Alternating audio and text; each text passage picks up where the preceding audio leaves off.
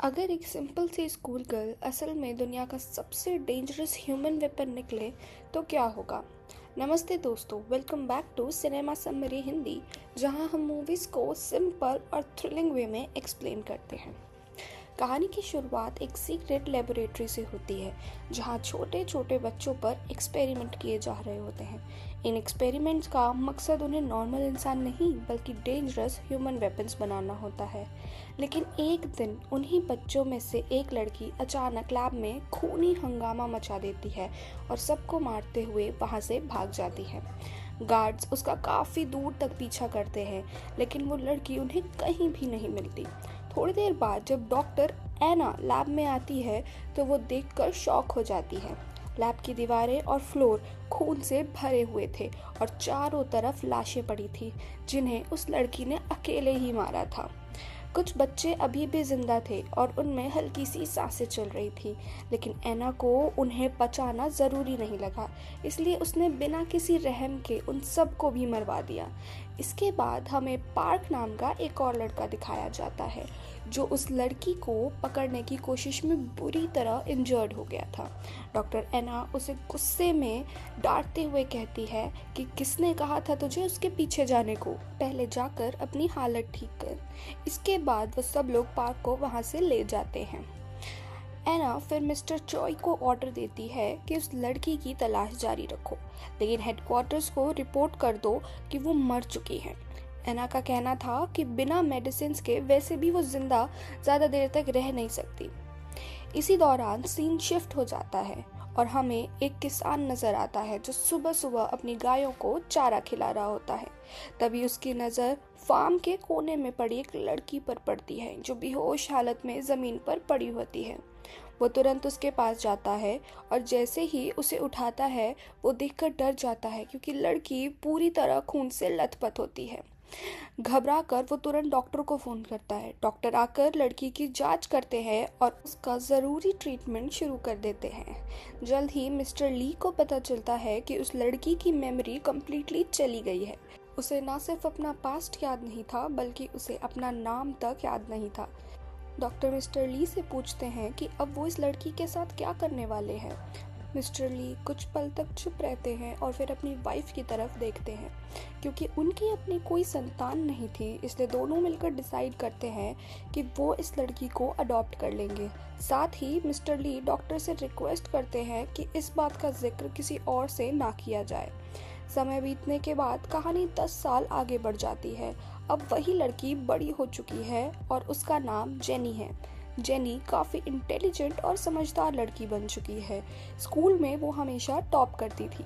पढ़ाई के साथ साथ जेनी अपने फादर का फार्म में भी बहुत हेल्प करती थी, लेकिन पिछले कुछ सालों में गायों की गिरती हुई कीमत की वजह से उनके फार्म को काफ़ी नुकसान उठाना पड़ रहा था। ऊपर से जेनी की माँ को अब भूलने की बीमारी यानी अल्जाइमर्स हो चुकी थी। उनके इलाज के लिए बहुत ज़्यादा पैसा चाहिए था और सिर्फ फार्मिंग से इतना पैसा जमा करना लगभग नामुमकिन सा लग रहा था।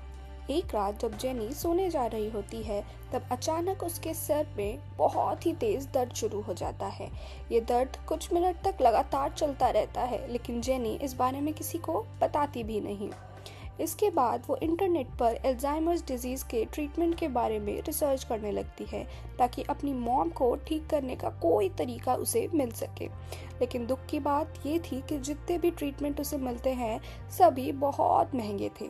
अगले दिन जेनी अपनी दोस्त यूही के साथ स्कूल चली जाती है। वहाँ यूही उसे एक टैलेंट कॉन्टेस्ट के बारे में बताती है। इस कॉन्टेस्ट में अगर कोई भी जीतता है और अपना स्पेशल टैलेंट दिखाता है तो उसे 5 लाख रुपए प्राइज मनी मिलने वाले थे। इतने पैसे से जेनी अपने फार्म का नुकसान भी कवर कर लेती और अपनी मॉम का ट्रीटमेंट भी करवा सकती थी। इसी वजह से वो बिना टाइम वेस्ट किए उस शो के ऑडिशन के लिए चली जाती है। ऑडिशन के दौरान जेनी कुछ ऐसा कर देती है कि जज तुरंत ही उसे सेलेक्ट कर लेते हैं। शाम को जेनी और उसका परिवार टीवी पर उसका ऑडिशन देख रहे होते हैं, लेकिन जब उसके पेरेंट्स को पता चलता है कि जेनी ने ऑडिशंस में अपने हिडन पावर से माइक को हवा में उठा दिया है, तो वो काफ़ी टेंशन में आ जाते हैं। दरअसल जब जेनी उन्हें मिली थी, उस वक्त उसकी हालत बहुत ही अजीब और ख़तरनाक थी। इसी वजह से वो नहीं चाहते थे कि किसी को भी जेनी की पावर्स के बारे में पता चले। जेनी उन्हें समझाती है कि उसका मकसद फेमस बनना नहीं है, वो बस एक बार प्राइज मनी जीतना चाहती है। उसके बाद वो कभी भी अपने पावर्स का यूज़ नहीं करेगी।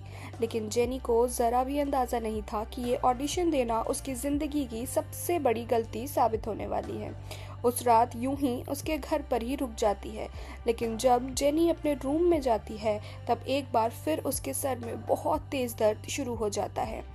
वैसे तो ये अटैक्स उससे पहले भी आते रहते थे, लेकिन इस बार दर्द इतना ज़्यादा था जैसे उसका सर अभी फटने वाला हो। इसी दौरान हमें कुछ लोग नज़र आते हैं जो थोड़ी दूर से जेनी के घर पर नज़र रख रहे होते हैं। दरअसल ये वही लोग थे जिनसे जेनी 10 साल पहले बचकर भागी थी। अगले दिन जेनी और यूही अपने नेक्स्ट ऑडिशन के लिए सियोल जाने के लिए ट्रेन पकड़ते हैं। यूही को पूरा यकीन था कि अगर जेनी ने फिर से वही मैजिक ट्रिक दिखाया तो उसका सिलेक्शन पक्का हो जाएगा। दोनों बात ही कर रहे होते हैं कि तभी सामने बैठा एक लड़का अचानक जोर जोर से हंसने लगता है। इतना हैंडसम लड़का देखकर यूही तो तुरंत ही उस पर फिदा हो जाती है, लेकिन उस लड़के की दिलचस्पी सिर्फ जेनी से बात करने में नहीं थी। यूही को लगता है कि शायद उसने जेनी को टीवी पर देखा होगा, पर वो लड़का कहता है कि वो जेनी को बचपन से जानता है। फिर वो जेनी से कहता है कि उसे पहचानने की कोशिश करूं, लेकिन जेनी को अपने पास्ट की कोई भी बात याद नहीं थी। वो लड़का बार बार जेनी को अपना बचपन याद करने के लिए फोर्स करता रहता है, लेकिन जब जेनी को कुछ भी याद नहीं आता तो वो उसका बिहेवियर अचानक बदल जाता है। गुस्से में वो जेनी पर हाथ उठा देता है, जिससे जेनी डर जाती है और रोने लगती है। यूं ही चिल्लाती है, लेकिन उस लड़के के चेहरे पर जरा भी डर नहीं था। उसे तब यकीन हो जाता है कि ये वही लड़की है जिसे वो लोग इतने सालों से ढूंढ रहे थे। ये समझते ही वो चुपचाप अपनी सीट से उठकर वहां से चला जाता है, लेकिन जाते वक्त उसकी असली नेचर सामने आ जाती है। ट्रेन में एक आदमी गलती से उससे टकरा जाता है। बस इसी बात पर वो उस आदमी को बेरहमी से मारकर सीधा ट्रेन से बाहर फेंक देता है। उसके सर पर लगी चोट से पता चलता है कि वो कोई और नहीं बल्कि पार्क है, वही लड़का जिसने 10 साल पहले जेनी को पकड़ने की कोशिश की थी लेकिन फेल हो गया था। इधर जेनी अपने ऑडिशन के लिए थोड़ी लेट हो जाती है। वो जल्दी से स्टेज पर पहुंचती है और वहां एक गाना गा देती है। उसकी आवाज़ लोगों को इतनी पसंद आती है कि जजेस तुरंत ही जेनी को नेक्स्ट राउंड के लिए सेलेक्ट कर लेते हैं। शो का प्रोड्यूसर जेनी से कहता है कि फाइनल्स में वो अपनी मैजिक ट्रिक भी परफॉर्म करे ताकि शो की टीआरपी और ज़्यादा बढ़ सके। जेनी भी इस बात के लिए हाँ कर देती है, लेकिन असल में ये सब एक प्लान का हिस्सा था। इसी वक्त हमें डॉक्टर एना नजर आती है, जिसे 10 साल की मेहनत के बाद आखिरकार जेनी का पता चल गया था। जब जेनी और यूही वहां से वापस जा रहे होते हैं, तब अचानक जेनी के सिर में फिर से बहुत तेज दर्द शुरू हो जाता है। इस बार तो उसके नाक से खून भी बहने लगता है। यहीं पर पता चलता है कि जेनी को एक खतरनाक ब्रेन डिजीज है और इस बीमारी का इलाज सिर्फ उसके असली पेरेंट्स के बोन मैरो से ही मुमकिन है। डॉक्टर के हिसाब से जेनी के पास अब सिर्फ 1 या 2 महीने का ही वक्त बचा था, लेकिन इतनी बड़ी और जानलेवा बीमारी के बारे में जेनी ने किसी को भी कुछ भी नहीं बताया। जब वो दोनों टैक्सी लेने के लिए रोड पर खड़े होते हैं, तभी उनके सामने 2 काली गाड़ियां आकर रुक जाती है। उनमें से कई लोग बाहर निकलते हैं और कहते हैं कि वो जेनी को स्टेशन तक छोड़ देंगे, लेकिन यूही को उन लोगों पर बिल्कुल भी भरोसा नहीं होता और वो उन्हें मना कर देती है। इसके बाद वो लोग धीरे धीरे उन दोनों को चारों तरफ से घेरने लगते हैं। ऐसा लग रहा था जैसे वो उन्हें किडनैप करने आए हों, लेकिन मौका मिलते ही जेनी और यूही वहाँ से जल्दी से निकल जाते हैं और किसी तरह बचकर अपने शहर पहुँच जाती हैं। वहां पहुंचने के बाद वो काफ़ी देर तक बस का वेट करती हैं, लेकिन कोई बस नहीं आती। तभी वहां पार्क आ जाता है। जेनी को अकेला देखकर वो उसे लिफ्ट ऑफर करता है। पार्क कहता है कि तुम्हारी बस कुछ किलोमीटर दूर पंचर हो गई है, इसलिए यहाँ वेट करने का कोई भी फायदा नहीं है। लेकिन ट्रेन में पार्क ने जो बिहेवियर जेनी के साथ किया था, उसके बाद जेनी उसके साथ जाना तो दूर, उसकी शक्ल तक देखना नहीं चाहती थी। तब पार्क उसे कहता है, तुम्हें जल्दी घर पहुंचना चाहिए, तुम्हारे पेरेंट्स काफ़ी बूढ़े हैं, अगर उन्हें कुछ हो गया तो। ये बात सुनते ही जेनी घबरा जाती है और तुरंत घर की तरफ दौड़ पड़ती है। साथ ही वो यूही से कहती है कि अपने डैड को जल्दी से उसके घर भेजने को बोलो। यूही के डैड एक पुलिस ऑफिसर थे, इसलिए वो तुरंत मिस्टर ली के घर पहुंच जाते हैं। वहां जाकर वो देखते हैं कि घर के बाहर एक काली कार खड़ी हुई है। पुलिस ऑफिसर पार्क से उसका वैलिड आईडी कार्ड मांगते हैं और पूछते हैं कि वो यहाँ क्या कर रहा है। कुछ देर बाद जेनी भी वहां पहुंच जाती है, लेकिन जब वो आती है तो वहां सिर्फ एक पुलिस की गाड़ी खड़ी होती है और उसमें कोई भी नहीं होता। ये देखकर जेनी काफ़ी डर जाती है, उसका दिल तेज तेज धड़कने लगता है और वो भागते हुए घर के अंदर जाती है। लेकिन अंदर जाकर उसे पता चलता है कि सब लोग बिल्कुल ठीक और सेफ है। यूही के डैड और मिस्टर ली काफ़ी पुराने और अच्छे दोस्त थे। दोनों साथ बैठकर कुछ वक्त गुजारते हैं, बातें करते हैं। शाम होने पर यूही के डैड अपनी बेटी को वहीं छोड़कर वापस अपने घर चले जाते हैं। इसी बीच कहानी का सीन बदलता है और हमें एक साइंटिस्ट दिखाई देता है। जब वो अपने घर लौटकर आता है तो उसके होश उड़ जाते हैं, क्योंकि पार्क ने उसकी पूरी फैमिली को बेरहमी से मार दिया था। दुखी और गुस्से में साइंटिस्ट पार्क से कहता है, तेरी दुश्मनी मुझसे थी, मुझे मार देता, लेकिन मेरी फैमिली ने तेरा क्या बिगाड़ा था। इसी बात पर वहाँ मौजूद एक लड़की ठंडे आवाज़ में कहती है, हेडक्वार्टर से हमें सिर्फ तुझे मारने का ऑर्डर मिला था, लेकिन सिर्फ तुझे मारना मुझे बोरिंग लगता। और इतना कहकर वो साइंटिस्ट को भी बेरहमी से मार देती है। उधर हमें पार्क दिखाई देता है, जो एक बॉडीगार्ड के पास खड़ा होता है। बॉडीगार्ड की सांसें अभी भी चल रही थी। यहीं पर पता चलता है कि पार्क के पास भी टेलीकिनेसिस की पावर है। वो अपनी इस पावर का इस्तेमाल करके उस बेचारे बॉडीगार्ड को उसकी आखिरी पलों में भी टॉर्चर करता है और फिर आखिर में उसे भी मार देता है। अगले दिन हम चोई को देखते हैं, जिसे डॉक्टर एना ने किसी काम से बुलाया था। असल में उस लड़की का पता लगने के बाद कंपनी में चोई का काम खत्म हो चुका था। एना उसे कहती है कि कुछ दिन के लिए छुट्टी पर चले जाओ, जब तुम वापस आओगे तब तक मैं तुम्हारे लिए कोई नई जॉब अरेंज कर दूंगी। लेकिन चॉय को अंदाज़ा हो जाता है कि एना कोई खतरनाक प्लान बना रही है। इसके बाद चॉय सीधा अपने बॉस के पास जाता है। उसका बॉस उसे ऑर्डर देता है कि एना के हाथ लगने से पहले ही उस लड़की को मार दो और उसका दिमाग मेरे पास ले आओ।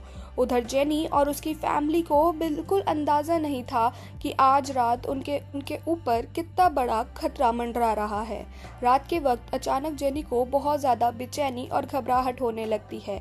जब वो उठकर बाहर आती है तो वो देखकर शॉक्ड हो जाती है कि चोई के आदमियों ने यूं ही को पकड़ लिया है। जेनी घबरा कर पूछती है, तुम लोग मेरे साथ ऐसा क्यों कर रहे हो? मैं वो लड़की नहीं हूँ। तब उनमें से एक आदमी आगे आता है और कहता है, तुमने कह दिया और मैंने मान लिया। वो अपने चेहरे पर पड़े जख्मों के निशान दिखाते हुए कहता है, ये चोट तुमने ही दी थी मुझे, मैं तुम्हें कैसे भूल सकता हूँ। इन सब के बावजूद जेनी उन लोगों से रहम की भीख मांगती रहती है। वो बार बार उनसे कहती है कि वो लड़की नहीं है जिसे वो ढूंढ रहे हैं। लेकिन जैसे ही उनमें से एक आदमी यूं ही की गर्दन पर चाकू रख देता है, सब कुछ एक पल में बदल जाता है। अगले ही लम्हे जेनी पलक झपकते ही उन सबको ख़त्म कर देती है। फिर वो ठंडे अंदाज में कहती है, मैं पहले ही कह रही थी ना, मैं वो नहीं हूँ। तुम लोगों को एक बार में बात समझ नहीं आती क्या? तुम्हें मुझसे कोई प्रॉब्लम है? और इतना कहकर वो उस आदमी को भी मार डालती है। यूं ही जेनी का ये खतरनाक रूप देखकर बुरी तरह डर जाती है और जब जेनी को होश आता है तो उससे खुद भी यकीन नहीं होता कि उसने इतने सारे लोगों को अकेले ही मार दिया। तभी वहाँ पार्क आ जाता है। वो तालियां बजाते हुए कहता है, वाह, अब आई ना असली बात। लगता है तुम्हारी यादें धीरे धीरे वापस आ रही हैं। पार्क मानता है कि जेनी की सीधी सादी बनने की एक्टिंग देखकर एक पल के लिए वो भी धोखा खा गया था। फिर पार्क यूं ही की तरफ मुड़कर पूछता है, तुम्हें ये लड़की थोड़ी अजीब नहीं लगती?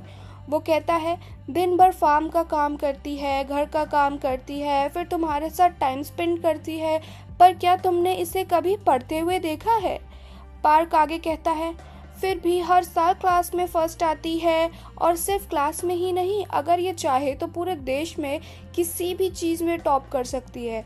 उसके मुताबिक जेनी इतनी इंटेलिजेंट है कि सिर्फ एक बार सुनकर कोई भी लैंग्वेज समझ और सीख सकती है, लेकिन वो जानबूझकर ऐसा नहीं करती क्योंकि अगर वो अपनी असली एबिलिटीज दिखा देगी तो लोगों को उस पर शक हो जाएगा। फिर भी यूही को लगता है कि उसकी दोस्त बिल्कुल नॉर्मल है। ये देखकर पार्क थोड़ा फ्रस्ट्रेट हो जाता है। वो कहता है, देखो हम लोग सीधे आदमी हैं, हमें कोई खून खराबा नहीं चाहिए। अगर तुम अपनी यादें वापस अपना चाहती हो तो मेरे साथ चलो। फिर वो धमकी देता है, वरना मजबूरी में हमें तुम्हारे पेरेंट्स और इस शहर में जिस जिसको तुम जानती हो सबको मारना पड़ेगा। अब जेनी के पास कोई रास्ता नहीं बचा था, इसलिए मजबूरन वो पार्क के साथ चलने के लिए तैयार हो जाती है। इसी बीच चोई अपने आदमियों को फोन करता है, लेकिन उसे पता चलता है कि उसके सारे लोग मारे जा चुके हैं और वो लड़की अब एना के लोग अपने साथ ले गए हैं। ये सुनते ही चोई तुरंत अपनी टीम के साथ निकल पड़ता है क्योंकि उसका प्लान था कि एना से पहले ही उस लड़की को खत्म कर दिया जाए। उधर जेनी को लेकर लोग हेडक्वार्टर्स पहुंच जाते हैं। बाहर से देखने पर यह जगह एक पुराना सा खंडर लगती थी, लेकिन अंदर ही अंदर वहां एना की सीक्रेट लेबोरेटरी बनी हुई थी। वहां पहुंचते ही जेनी को एक चेयर से बांध दिया जाता है ताकि वो कोई भी चालाकी ना कर सके। एना दूसरी तरफ एक ग्लास वॉल के पीछे से उसे देख भी सकती थी और सुन भी सकती थी। जेनी घबराकर पूछती है, ये जगह कौन सी है और तुम लोग मेरे साथ क्या कर रहे हो? लेकिन एना धीरे धीरे उसका पूरा पास उसे याद दिलाने वाली थी। उसके कहने पर एक आदमी जेनी को एक स्पेशल इंजेक्शन लगाता है। जैसे ही इंजेक्शन उसकी बॉडी में जाता है, जेनी को एक झटके में सब याद आ जाता है। कैसे उस पर खतरनाक एक्सपेरिमेंट्स किए जाते थे, कितने बच्चे उन एक्सपेरिमेंट्स में मर गए और कैसे वो एक दिन उस लैब से भाग निकली थी। तब जेनी को पता चलता है कि डॉक्टर एना, जो दुनिया की नंबर 1 ब्रेन स्पेशलिस्ट मानी जाती है, उसी ने जेनी को बनाया था। लेकिन सबसे शॉकिंग बात ये थी कि बाद में उसी एना ने उसे मारने की भी कोशिश की थी। एना जेनी को समझाती है कि उस वक्त हालात ही कुछ ऐसे हो गए थे कि उसे वो सब करना पड़ा। उसके मुताबिक उस समय तक साइंटिस्ट सिर्फ इंसान के दिमाग के साथ एक्सपेरिमेंट्स कर सकते थे ताकि लोगों को ज़्यादा पावरफुल बनाया जा सके, लेकिन साथ ही उन्हें कंट्रोल में भी रखा जा सके। लेकिन एना का एक्सपेरिमेंट का रिजल्ट सबसे अलग था। उसने बच्चों को इतनी ज़बरदस्त पावर्स दे दी थी कि वो खुद भी सोच नहीं सकते थे। प्रॉब्लम बस एक थी, उन बच्चों को कंट्रोल करने का कोई तरीका ही नहीं था। तुम सबका इतना परफेक्ट होना बाकी साइंटिस्ट को बिल्कुल पसंद नहीं आया। जब भी उन्होंने तुम सबको कंट्रोल करने की कोशिश की, वो फेल हो गए और धीरे धीरे उनके अंदर तुम बच्चों के लिए नफरत भरने लगी। आखिरी में उन्होंने ऑर्डर दिया कि सब बच्चों को ख़त्म कर दिया जाए। लेकिन एना के लिए ये इतना आसान नहीं था क्योंकि वो सब बच्चे उसकी सालों की मेहनत का रिजल्ट थे। उस दिन एना ने बाकी सब बच्चों को मार दिया, लेकिन जेनी को जानबूझकर जिंदा छोड़ दिया। उसे उम्मीद थी कि एक न एक दिन वो जेनी को दोबारा ढूंढ लेगी, लेकिन एना ने कभी सोचा भी नहीं था कि जेनी सब कुछ छोड़कर एक सिंपल और आम जिंदगी जी रही होगी। इसी बीच जेनी को फिर से तेज दर्द के अटैक आने लगते हैं। उसका सर इतना दर्द करता है जैसे अभी फट जाएगा। एना उसे बताती है, अगर तुम्हारा ट्रीटमेंट नहीं हुआ तो धीरे धीरे तुम्हारे पूरे बॉडी से खून बहने लगेगा और तुम मर जाओगी। वो कहती है कि जेनी ने शायद इसका इलाज ढूंढने की कोशिश भी की होगी, लेकिन बिना अपने असली पेरेंट्स के बोन मैरो के ये बीमारी कभी ठीक नहीं हो सकती। फिर एना एक और बात कहती है, लेकिन एक अच्छी खबर है, मेरे पास तुम्हारे इस बीमारी का इलाज है। तब तक जेनी के नाक और बॉडी से बहुत ज़्यादा खून बहना शुरू हो जाता है। उधर पार्क, जो दूर बैठकर ये सब देख रहा था, अचानक समझ जाता है कि यहाँ कुछ बहुत बड़ा खेल चल रहा है और शायद सबको धोखा दिया जा रहा है। एना जेनी को एक स्पेशल गिफ्ट देना चाहती थी, ऐसा गिफ्ट जो उसे उसकी जानलेवा बीमारी से हमेशा के लिए छुटकारा दिला सकता था। इसलिए वो जेनी को इंजेक्शन का एक और डोज देती है। इंजेक्शन लगते ही जेनी की तबीयत धीरे धीरे सुधरने लगती है, लेकिन पार्क को तुरंत समझ आ जाता है कि यहाँ कुछ गड़बड़ है। उसे लगता है कि जेनी को यहाँ ज़बरदस्ती नहीं लाया गया, बल्कि वो खुद अपनी मर्जी से यहाँ आई है। तब एना जेनी से पूछती है, बताओ कैसा लगा मेरा गिफ्ट? लेकिन इसी मोमेंट पे जेनी का असली रूप सामने आ जाता है। वो मुस्कुराते हुए कहती है, जितना मैंने सोचा था ये उससे भी ज़्यादा अच्छा है। और अगले ही पल जेनी एक झटके में वहाँ खड़े गार्ड को मार देती है, फिर उसके सर को अपने पैरों के नीचे कुचल देती है। उसका ये खतरनाक रूप देखकर एना समझ जाती है कि उसने उसे वो इंजेक्शन देकर बहुत बड़ी गलती कर दी है। घबराकर एना तुरंत ऑर्डर देती है कि रूम में जहरीली गैस छोड़ दी जाए, लेकिन जब धुआं हटा तो सब देखकर हैरान रह जाते हैं। जेनी वहाँ से गायब हो जाती है। वो छत तोड़कर वहाँ से निकल गई थी। कंट्रोल रूम पहुँचते ही उसने सारे गार्ड्स को ख़त्म कर दिया था। जेनी एना को गन पॉइंट पर पकड़ लेती है और उसे कहती है कि ऐसा कोई दिन नहीं गया जब उसने एना को याद न किया हो। वो कैसे भूल सकती थी वो खौफनाक दिन जब एना ने ही उसे मारने की कोशिश की थी। जेनी बताती है कि उसे पता था कि उसके पास ज़्यादा वक्त नहीं है। सालों तक उसने एना को ढूंढने की कोशिश की, लेकिन उन तक पहुंचना आसान नहीं था, इसलिए उसने अपनी स्ट्रैटेजी ही बदल दी। उसने याददाश्त खो देने का ड्रामा किया और टीवी पर ऑडिशन दिया ताकि एना खुद उसे ढूंढने के लिए मजबूर हो जाए। यानी अब तक जो कुछ भी हुआ था सब जेनी के मास्टर प्लान का हिस्सा था। वो सबको साथ लेकर मारना चाहती थी, लेकिन उससे पहले उसे इस इंजेक्शन की ज़रूरत थी। जेनी एना के पैर में गोली मार देती है और उससे पूछती है, बता दवा का फॉर्मूला कहाँ है। उधर पार्क अपने लोगों के साथ कंट्रोल रूम की तरफ बढ़ ही रहा था, तभी चोई के आदमी उन पर हमला कर देते हैं। दोनों ग्रुप्स के बीच जोरदार फायरिंग शुरू हो जाती है, लेकिन पार्क के लोग पूरा गेट उठाकर चोई के आदमी पर मारते हैं, जिससे उनमें से कई लोगों की हड्डियां टूट जाती है। चोई चिल्लाता है, उनके सिर पर गोली मारो, और खुद पार्क के पीछे चला जाता है। लेकिन एना के बनाए हुए प्रोटोटाइप्स इतने पावरफुल थे कि आम लोग उनके सामने ज़्यादा देर तक टिक नहीं पाते। उनमें से एक लड़की तो इतनी तेज और ताकतवर थी कि वो लोगों को कसाई की तरह काट कर गिरा रही थी। उधर जेनी एना को घसीटते हुए लैब की तरफ ले जा रही होती है, तभी वहाँ पार्क आ पहुँचता है। जेनी उसे देखकर कहती है, लगता है अब तू पहले से थोड़ा स्ट्रांग हो गया है, पर मुझे तुझे उसी दिन ख़त्म कर देना चाहिए था। और फिर दोनों के बीच ज़बरदस्त फाइट शुरू हो जाती है। जेनी पार्क को बार बार उठाकर पटकती है। वो ताना मारते हुए कहती है, तू अभी भी पहले जैसा ही कमज़ोर है, ज़रा भी नहीं बदला। ये सुनते ही पार्क गुस्से में आ जाता है और पूरी ताकत से पलटवार करता है, लेकिन कुछ ही देर में उसे समझ आ जाता है कि जेनी उससे कई ज़्यादा पावरफुल है। जेनी उसे लगातार थप्पड़ मारती है, जैसे उसे याद दिला रही हो कि ना वो पहले उससे बेटर था और ना ही अब है। पार्क बहुत कोशिश करता है जेनी को हराने की, लेकिन हर बार वो बुरी तरह फेल हो जाता है। आखिर में जेनी एक ज़ोरदार किक मारकर उसे दूर फेंक देती है और एना की दूसरी टांग में गोली मार देती है ताकि वो भाग ना सके। जेनी अब पार्क को मारने ही वाली होती है, तभी अचानक कोई उस पर गोली चला देता है। वो आदमी मजाक उड़ाते हुए कहता है, तुम दोनों अच्छे खासे जानवर हो, मिलजुल कर क्यों नहीं रहते। फिर वो कहता है, चिंता मत करो, मैं तुम दोनों को आज हमेशा के लिए सुला दूंगा। एना तुरंत उसे कहती है, इन दोनों के सिर पर गोली मार दो, लेकिन चोई जो उसकी बकबक से तंग आ चुका उल्टा एना को ही गोली मार देता है। दरअसल चोई यहाँ सबको ख़त्म करने आया था, लेकिन यहाँ आकर उसे पता चला कि उसका आधा काम तो जेनी पहले ही कर चुकी है। वो अभी जेनी और पार्क से बात ही कर रहा होता है कि तभी पावरफुल लड़की वहाँ आ पहुँचती है।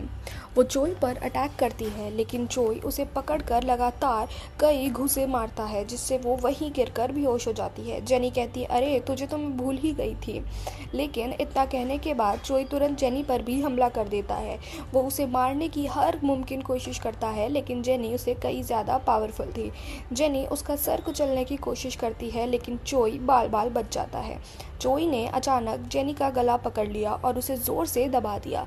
लग रहा था जैसे अब वो उसे छोड़ने वाला नहीं है, लेकिन जेनी भी किसी से कम नहीं थी। उसने तुरंत चोई के हाथ तोड़ दिए और उसे घुटनों के बल झुकने पर मजबूर कर दिया। आखिर में जेनी ने उसकी गर्दन तोड़ दी और चोई भी हमेशा के लिए ख़त्म हो गया। अब वहाँ सिर्फ पार्क और जेनी बचे थे। पार्क ने डिसाइड किया कि वो आखिरी सांस तक जेनी से लड़ेगा। वो उसे कहता है, तुम्हें दवा चाहिए ना, वो कंट्रोल रूम के सेफ में रखी है। अगर तुम जिंदा बच गई तो शायद मैं बता दूं कि कंट्रोल रूम कहाँ है। तभी वो तेज लड़की जो पहले गिर चुकी थी एक बार फिर खड़ी हो जाती है। वो पीछे से जेनी पर अटैक करती है, लेकिन जेनी पलटकर उसका मुंह पकड़ लेती है और इतनी ज़ोर से दबाती है कि उसका सर ही कुचल जाता है और वहीं उसकी मौत हो जाती है। हाँ, मरने से पहले वो जेनी के पेट में चाकू घुसा देती है। जब जेनी को होश आता है तो वो देखती है कि पार्क उसके सर सर पर गन तानकर खड़ा है। पार्क ट्रिगर दबाने की कोशिश करता है लेकिन जेनी उसे ऐसा करने ही नहीं देती। वो अपने पेट से चाकू निकालती है और उसी चाकू से पार्क को बार बार घोंप देती है। अब पार्क उसका कुछ भी नहीं बिगाड़ सकता। जेनी उसके सर पर गन रखकर पूछती है, बता लॉकर कहाँ है? लेकिन पार्क कहता है, उन लोगों ने हमें ऐसी मॉन्स्टर्स बना दिया है कि हम चाहें भी तो आसानी से मर नहीं सकते। इस पर जेनी हंसकर कहती है, इतना उदास क्यों हो रहा है? मैं तुम्हें मार दूंगी, बस अब बता लॉकर कहाँ है? पार्क उसे समझाने की कोशिश करता है कि ये सब बेकार है। वो कहता है, तुम वापस नॉर्मल जिंदगी में नहीं जा सकती। क्या तुम सच में वैसे जीना चाहती हो? अगर वो जेनी की जगह होता तो कभी उस जिंदगी में वापस नहीं जाता। लेकिन जेनी को ऐसी जिंदगी बिल्कुल पसंद नहीं थी। उसे सिर्फ अपने पेरेंट्स के साथ एक नॉर्मल जेनी बनकर रहना था।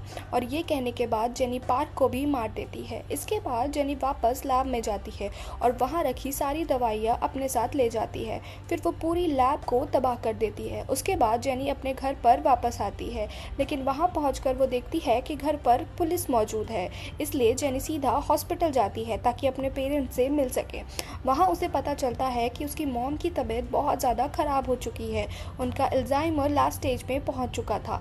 जेनी अपनी दवाइयों में से कुछ अपने डैड को दे देती है जिससे उसकी मॉम 8 महीने और ज़िंदा रह सकती थी। लेकिन उसके डैड का कहना था कि शायद ऊपर वाला उन्हें अपने पास बुला ले तो वो उनके लिए बेहतर होगा। जेनी अपने डैड से वादा करती है कि वो एक दिन वापस ज़रूर आएगी। जाने से पहले उसके डैड उसे एक बात कहते हैं। वो कहते हैं, तुम्हारा जन्म कभी भी हुआ हो, कैसे भी हुआ हो, लेकिन हमने तुम्हें कभी भी वैसे नहीं पाला जैसे वो लोग तुम्हें बनाना चाहते थे। फिर वो इस दिन को याद करते हैं जब जेनी फार्म में खून से लथपथ मिली थी। उसके आने के बाद फार्म के सारे जानवर एक एक करके मरने लगे थे।